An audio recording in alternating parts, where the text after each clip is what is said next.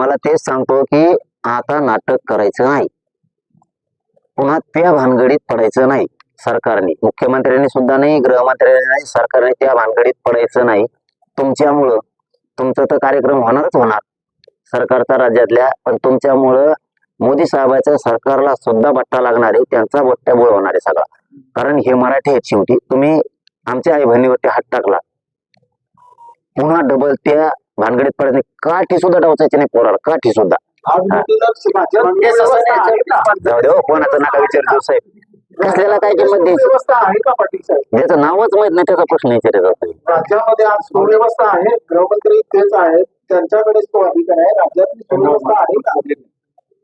नाही, त्याच्यावरती मी आता आज नाही बोलणार, पण आम्हाला मुंबईकडे निघताना एकाही पोराला आडवं पडायचं नाही. राज्यातलं पांदन रस्ता सुद्धा सुरू राहणार नाही, पांदन रस्ता सुद्धा. मग बाकीचं तुम्ही तुमचं बघून घ्या, पांदन रस्ता सुद्धा सुरू राहणार नाही राज्यातला. माझ्या एकाही पोराला काठी सुद्धा अशी ओर खडली नाही पाहिजे कुठं.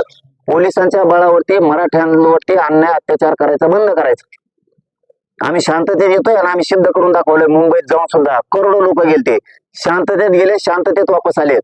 ही पहिली देशाच्या पाठीवर, जगाच्या पाठीवर मराठ्यांची जात अशी की शांततेत जाऊन शांततेत आली. आणि मी माझ्या समाजाला आव्हान केलंय, फक्त तुम्ही शांत यायचं, शांत यायचं. आरक्षण देण्याची जबाबदारी आमची आहे, तुम्ही टेन्शन नाही घ्यायचं. काही गरज नाही दगड फेकीत जाळपोळीची. जेवपर्यंत त्याला धरून पोलिसात गाडीत फेकून द्यायचं, अजिबात नाही. पण नाटक जर केले तर ते सरकारला जळ जाणार.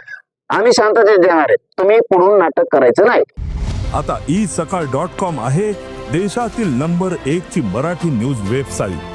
प्रत्येक अपडेटसाठी isakal.com ला नक्की भेट द्या.